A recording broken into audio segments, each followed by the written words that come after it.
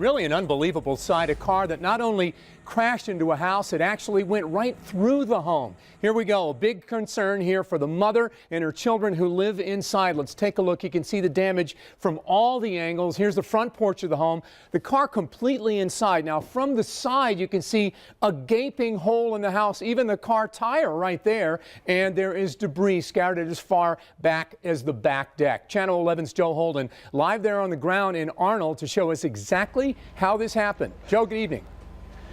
Hey, David, good evening. And nothing short of a miracle, according to people out here. In fact, in just the last 10 minutes, the mother involved in all of this, Sherry Ashbaugh, stepped out of a car in hospital gowns and was reunited with her mother and her father. She wanted to take a look at the damage first, even before seeing her children. And the pictures are still staggering, where that car went straight through the front of this house. And to give you some perspective, up on the roof of the front porch is a mailbox. That flew up there after that car came through this property. 5-year-old Samantha and 3-year-old Brandon play and color quietly, seemingly unaware that just a few feet away, a Ford Taurus sits wedged in their kitchen. Their mom, Sherry Ashbaugh, was rushed to the hospital after the car landed on top of her.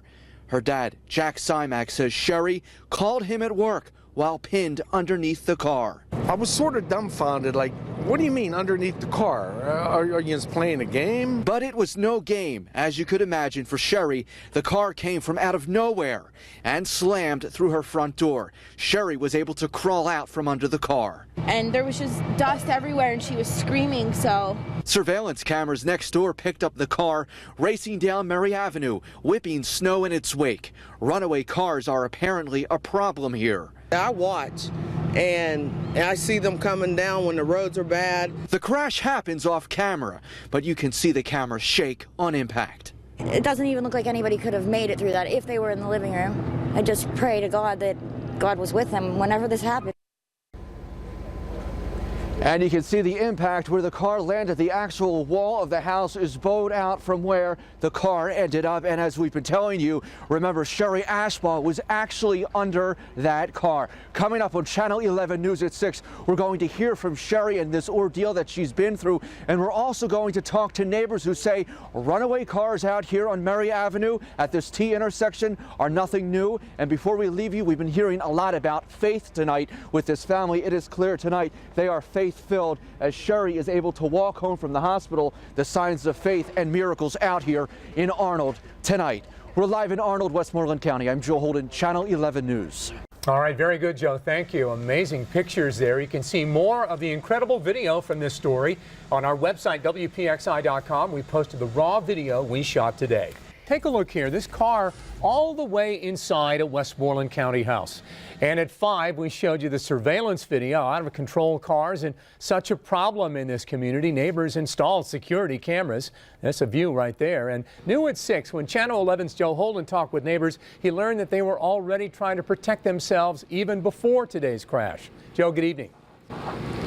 David, good evening. And some neighbors would describe having surveillance cameras on their houses as a drastic step, but I'm told because these houses are really targets here for the traffic coming down Murray Avenue, that is exactly why they had them in the first place. As you can see out here right now, work in earnest to board up the Ashbaugh family's house. After that car plowed right through the front of it, there is damage to the front of the house as well as to a side wall where the car essentially bowed out and nearly came out the side of the house. As you can see, the wall is going up, trying to bring some sense of security back to this house. Meanwhile, the fact that somebody survived a car coming through the front wall, people are saying is nothing short of a miracle. It's by the grace of God I'm alive. This is Sherry Ashbaugh. 8 hours earlier, she was pinned under a car after it slammed through her front door, taking out a wall and practically her entire living room. Earlier, Jack Simak believed it was a miracle that his daughter Sherry survived. But I can tell you, when you look at that, it is the grace of God. It is by His grace that he was watching over her, and the grandkids were in the back room without any injuries. Sherry managed to call for help and then crawled out from under the couple-ton wreck. Sherry's children were in a back room and made it out without as much as a scratch. Sadly enough, neighbors say a scene like this has happened before.